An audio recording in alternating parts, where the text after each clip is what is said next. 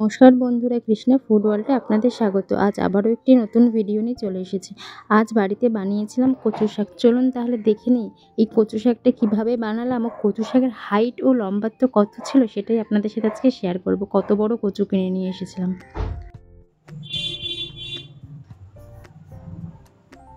Krishna food world থেকে দেখুন, আমি আজকে একটা বড় কচু শাক নিয়েছি। আমার থেকেও লম্বা, সবাই আমাকে পেটে ডাকে, কিন্তু আমি আজকে একটা কচু শাক নিয়েছি আমার থেকেও লম্বা। সবার বাড়িতে হাসাহাসি করছে। এবার আমি রাত্রিবেলা এটা কেটে রেখে দেবো, কালকে আমি রান্না করবো। তারপরে ছেড়ে তারপর আমি এটা কেটে নিচ্ছি। অনেক বড় তো, একটু টাইম লাগবে কাটতে। আবার এখানে দেখো বন্ধুরা, আমি এখন কচুটা কেটে নিচ্ছি।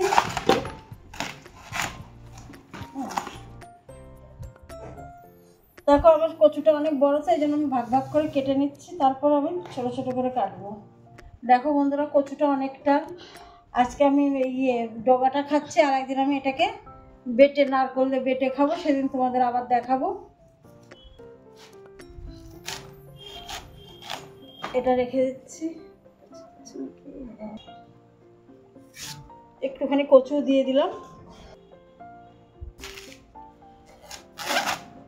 দেখতে তো পারো, কচু তো সবসময় রান্না করলে অল্পই হয়ে যায়, কিন্তু তাও আমি পুরোটাই রান্না করে ফেলবো। যেহেতু আমি একা, তাহলেও রেখে আরও নষ্ট হয়ে যাবে, এর জন্য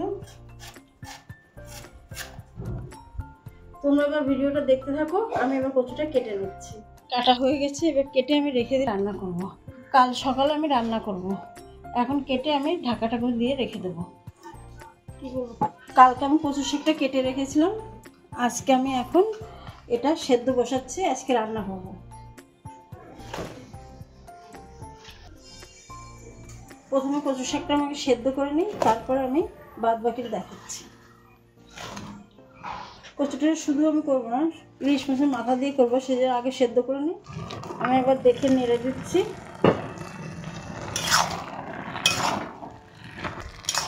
আর একটু সেদ্ধ হবে, যেহেতু কচুগুলো আছে এই জন্য আর একটু সেদ্ধ হবে, তারপর নেব। এক কড়াই হয়েছিল দেখুন, এখন কড়া শুকোলে আরও কমে যাবে। এত বড় কচুটা এইটুকু হয়েছে। এবার আমি আর একটু ঢাকা দিয়ে দিচ্ছি।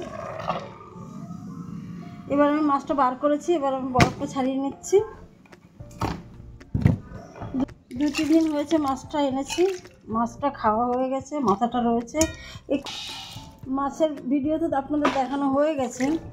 এবার মাছের মাথাটা ছিল কচু শাক দিয়ে খাবো দেখেই, এই জন্য কচু শাক এনেছি। এবার আমি মাথাটা আজকের রান্না করবো। দেখুন আমার কচু শাকটা সেদ্ধ হয়ে গেছে, এবার আমি নামিয়ে দিই, একটা চাল নিয়ে নামিয়ে দিচ্ছি। দেখুন আমি কচুটা আমার সেদ্ধ হয়ে গেছে, আমি জল ঝরাতে দিয়েছিলাম, জলটা বেরিয়ে গেছে। এত বড় কচুটা এইটুকু হয়েছে। এদিকে ইলিশ মাছ আমি ধুয়ে নিয়েছি, নুন হলুদ মেখে ভাজতে দেবো। আর এদিকে আমি কড়াইটা বসিয়েছি, একটু ভাজার জন্য তেল দিচ্ছি। মাছের মাথাটা আমি নুন হলুদ মেখে নিচ্ছি। সামান্য হলুদ দিয়েছি আর নুন স্বাদ মতো দিয়ে ভালো করে নুন হলুদ মাখিয়ে নিচ্ছি, ভেজে নিচ্ছি মাছের মাথাটা।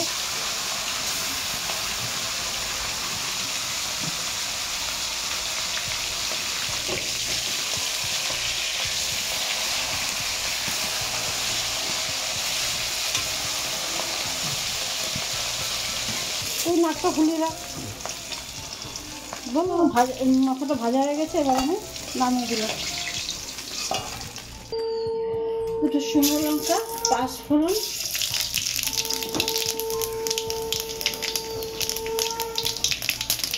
একটা কাঁচা লঙ্কা, এবার আমি পোস্ত দিয়ে দিলাম।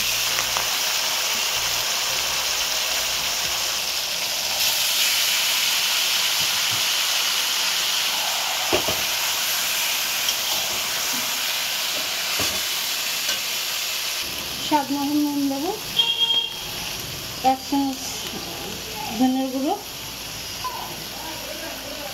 1 চামচ জিরের গুঁড়ো দিয়ে দিলাম। এবার আস্তে আস্তে এটা শুকো।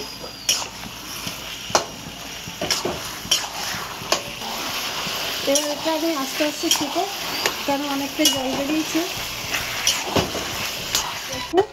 আর কী বলে আরও শুকোবে, অনেকটা দেরি আছে এখনও। তেজপাতা দিয়ে দিচ্ছি।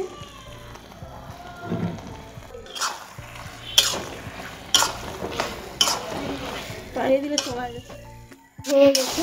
আর খুব বেশি টানাবো না। চারিদিকে তেল ছেড়ে গেছে।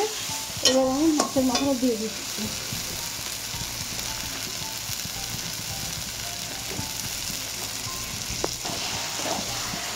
আর খানিকক্ষণ নেড়ে ছেড়ে নামিয়ে দেবো। কচু শাক লাগে এমনি খায় যদিও বা, তাহলে ইলিশ মাছ মাথা ছিল, বর্ষার দিনে সবাই চায় কচু শাক দিয়ে ইলিশ মাছ দিয়ে খেতে। ইলিশ মাছের মাথা দিয়ে কচু শাক করলে টেস্টটা অন্যরকম হয়। আগে আমি যদিও বা নিরামিষ আমি চিংড়ি মাছ দিয়ে কচু শাক ছেড়েছি, আর এটা ইলিশ মাছ দিয়ে করলাম। দেখুন আমার এটা হয়ে গেছে, এবার আমি নামিয়ে দিচ্ছি। জল পুরোটাই শুকিয়ে গেছে, আর এতটাই হয়েছে। এত একটা কচু, তাও সবাইকে দিয়েছে, ভালো দুজন খাওয়া যাবে।